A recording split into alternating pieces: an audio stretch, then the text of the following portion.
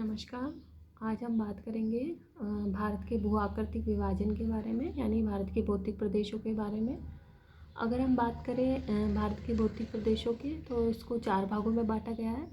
तो इसमें से उत्तरी पर्वतीय प्रदेश, जिसके बारे में हमने लास्ट की वीडियो में चर्चा की थी। आज हम बात करेंगे उत्तर भारत के मैदान के बारे में। उत्तर भारत का मैदान हिमालय के दक्षिण में पूर्व से पश्चिम में विस्तृत है। और उत्तर भारत के मैदान के दक्षिण की बात करें तो इसके दक्षिण में प्रायद्वीपीय पठार स्थित है। और इस मैदान की कुल लंबाई सिंधु से लेकर गंगा के मुहाने तक 3200 किलोमीटर है। और इस मैदान में सिंधु का मैदान, पंजाब हरियाणा का मैदान, राजस्थान का मरुस्थलीय भाग, गंगा का मैदान और ब्रह्मपुत्र घाटी सम्मिलित है। और उत्तर भारत के मैदान का जो मध्यवर्ती भाग है, उसका निर्माण गंगा और उसकी सहायक नदियों द्वारा हुआ है। और यह मैदान उत्तर में हिमालय और दक्षिण में प्रायद्वीपीय भारत से आने वाली जो नदियां हैं, उन नदियों द्वारा जो जलोढ़ पदार्थ लाए गए हैं, उनके जमाव से हुआ है। अर्थात इस मैदान का निर्माण उत्तरी एवं दक्षिणी प्रायद्वीपीय नदियों द्वारा जो जलोढ़ पदार्थ लाए गए हैं, उनका जमाव किया गया है, उनसे हुआ है। और उत्तर भारत के मैदान को स्थलाकृतिक विभिन्नताओं के आधार पर हम निम्न भागों में बांट सकते हैं, जिनमें सबसे पहला है भाबर का मैदान, दूसरा है तराई मैदान, तीसरा है भागर मैदान, चौथा है खादर मैदान और पांचवा है डेल्टाई मैदान। सबसे पहले हम बात करें भाबर मैदान की, तो भाबर का मैदान शिवालिक के तलहटी में सिंधु से लेकर तीस्ता नदी तक फैला हुआ है। और इसकी चौड़ाई होती है वो है 8 से 16 किलोमीटर चौड़ा होता है ये। भाबर का निर्माण शिवालिक हिमालय से आने वाली नदियों और छोटी छोटी सरिताओं द्वारा जो कंकड़ पत्थर और रेत बजरी का जमाव होता है, उनके यानी कंकड़ पत्थर और बजरी रेत के जमाव से हुआ है। और यह जमाव अपारगम्य होता है। इस कारण कभी कभी इस क्षेत्र से कुछ सरिताएं भूमिगत हो जाती है, यानी इसको पार नहीं कर पाती और वो भूमिगत हो जाती है। नेक्स्ट हम बात करते हैं तराई मैदान की।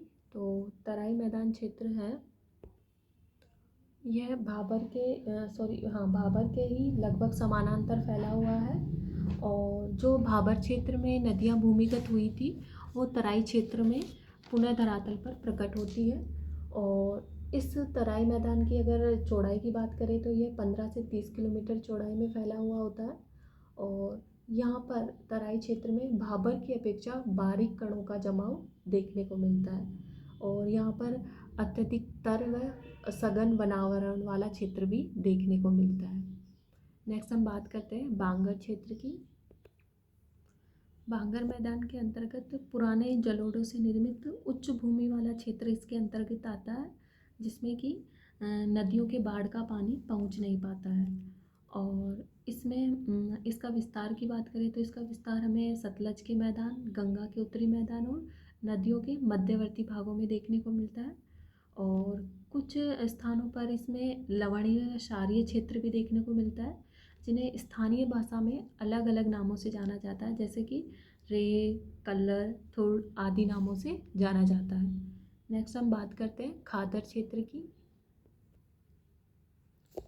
खादर क्षेत्र एक ऐसा मैदानी भाग है जहाँ हर वर्ष नवीन बाढ़ की मिट्टी का जमाव होता रहता है, यानी कि इस क्षेत्र में प्रत्येक वर्ष नदियों द्वारा नवीन जलोढ़ का जमाव किया जाता है। और इसी कारण इस मृदा की उर्वरता अधिक होती है। और अगर उत्तर प्रदेश की बात करते हैं, उत्तर प्रदेश में इसे खादर नाम से और पंजाब में इसे बेट नाम से जाना जाता है। और इन जलोढ़ों का जमाव नदियों के किनारे वाले भाग में होता है। नेक्स्ट बात करते हैं हम डेल्टाई मैदान क्षेत्र की। तो डेल्टाई मैदान क्षेत्र का विस्तार गंगा के निचले भागों में देखने को मिलता है। और इस डेल्टाई प्रदेश में जो उच्च भूमि वाला क्षेत्र होता है उसे चार और दलदलीय क्षेत्र को बिल नाम से जाना जाता है, यानी उच्च भूमि क्षेत्र को तो चार से और जो दलदल वाला क्षेत्र है उसे बिल नाम से जाना जाता है। उसके बाद हम बात करते हैं उत्तर भारत के मैदान के प्रादेशिक विभाजन की। उत्तर भारत के मैदान के प्रादेशिक विभाजन की बात करें तो स्थलीय धरातलीय विशेषताओं के या उच्चावचीय विशेषताओं के आधार पर हम इसे 4 भागों में बांट सकते हैं, विभाजित कर सकते हैं। सबसे पहला है राजस्थान का मैदान, दूसरा है पंजाब हरियाणा का मैदान, तीसरा है गंगा का मैदान और चौथा है ब्रह्मपुत्र का मैदान।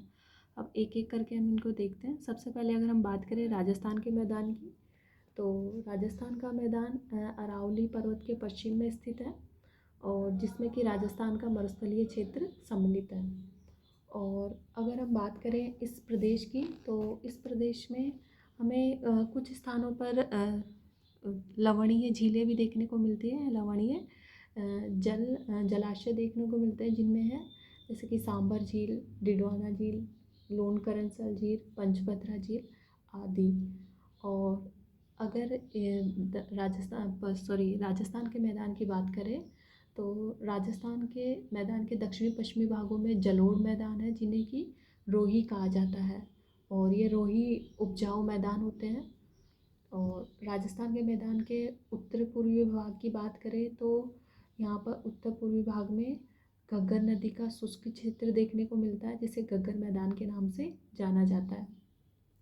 और राजस्थान के मैदान के दक्षिण की बात करें, तो दक्षिण में कच्छ का रण है, इसके दक्षिण में कच्छ का रण है। और नेक्स्ट हम बात करते हैं पंजाब हरियाणा के मैदान के बारे में। तो पंजाब और हरियाणा का मैदान, यह पंजाब, हरियाणा और दिल्ली में फैला हुआ है। और इस मैदान का निर्माण झेलम, रावी, चिनाब, ब्यास, सतलज नदियों के जलोढ़ क्षेत्र से हुआ है या जलोढ़ जमाव से हुआ है। और इन नदियों के मध्य भाग में या जब इन नदियों के मध्य क्षेत्र को दोआब नाम से जाना जाता है, जिनमें है कुछ दोआब प्रसिद्ध है, जैसे कि सतलज और व्यास के मध्य जो दोआब क्षेत्र है उसे बिस्त जलंधर दोआब के नाम से जाना जाता है। दूसरा है व्यास और रावी नदी के मध्य, जिसे कि बारी दोआब के नाम से जाना जाता है। तीसरा है रावी और चिनाब के मध्य, इसे रचना दोआब के नाम से जाना जाता है। चौथा है चिनाब और झेलम के मध्य, इसे चाज दोआब के नाम से जाना जाता है। और लास्ट है पांचवा, चिनाब, झेलम और सिंधु के मध्य सिंध सागर दोआब। तो इस प्रकार हमने देखा कि पंजाब हरियाणा के मैदान में दोआब क्षेत्र मिलता है और ये दोआब क्षेत्र 2 नदियों के मध्य का क्षेत्र होता है।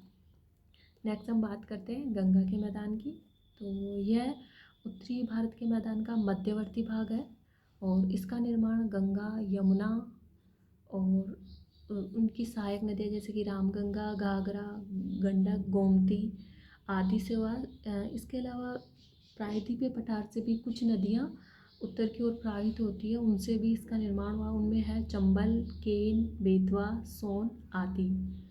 और इन नदियों के जलोढ़ जमाव से ही इस मैदान का निर्माण हुआ है। और इसमें जो क्षेत्र आता है वह है यूपी, बिहार, झारखंड, पश्चिमी बंगाल आदि राज्य इसके अंतर्गत आते हैं। और गंगा के मैदान को 3 भागों में बांटा गया है। सबसे पहला है उत्तरी गंगा का मैदान, दूसरा है मध्य गंगा का मैदान और तीसरा है निचला गंगा का मैदान। अगर हम बात करें ऊपरी गंगा के मैदान की, तो इसका विस्तार है गंगा एवं यमुना दोआब के मध्य। और इसमें जो प्रमुख नदियाँ प्रवाहित वो होती है वो है गंगा, यमुना, इनके अलावा शारदा, रामगंगा, घाघरा और राप्ती यहाँ की प्रमुख नदियाँ हैं जो कि इस क्षेत्र में प्रवाहित होती है। और ऊपरी गंगा के मैदान की मुख्य विशेषता ये है कि यहाँ पर लहरदार रेत के टीले देखने को मिलते हैं, जिन्हें कि भूड़ नाम से भी जाना जाता है। इसके बाद हम बात करें मध्य गंगा के मैदान की, तो मध्य गंगा के मैदान का विस्तार पूर्वी उत्तर प्रदेश और बिहार में है। और इस प्रदेश में या मध्य गंगा के मैदानी क्षेत्र में का जमाव अधिक देखने को मिलता है और इस मैदान का ढलान काफ़ी कम है और इस कारण इस प्रदेश की नदियाँ अपना रास्ता बदलती रहती हैं। उसके बाद हम बात करते हैं निचले गंगा के मैदान की। तो निचला गंगा का मैदान पश्चिम में पटना, उत्तर में दार्जिलिंग और दक्षिण में बंगाल की खाड़ी तक विस्तृत है। और इसके दक्षिणी हिस्से में सुंदरवन का डेल्टा है। इस मैदान के ढलान की बात करें तो इसका ढलान दक्षिण और दक्षिण पूर्व की ओर है। अब नेक्स्ट हम बात करते हैं ब्रह्मपुत्र के मैदान की। तो ब्रह्मपुत्र का मैदान असम में धूबरी से लेकर सदिया तक फैला हुआ है और इसका निर्माण ब्रह्मपुत्र और उसकी सहायक नदियों के जमाव से या उनके जलोढ़ों से हुआ है। और ब्रह्मपुत्र नदी के मार्ग में अनेक छोटे बड़े द्वीप देखने को मिलते हैं और जिनमें सबसे बड़ा द्वीप है माजुली द्वीप। ब्रह्मपुत्र का मैदान भारत के सबसे उपजाऊ मैदानों में से एक है और यहाँ पर चावल और पटसन की फसलें मुख्यतः की जाती है। तो इस प्रकार हमने बात की आज भारत के भौतिक प्रदेश के बारे में और जिसमें हमने बात की थी भारत के उत्तर के मैदान के बारे में। तो इस वीडियो में आज इतना ही। Thank you so much.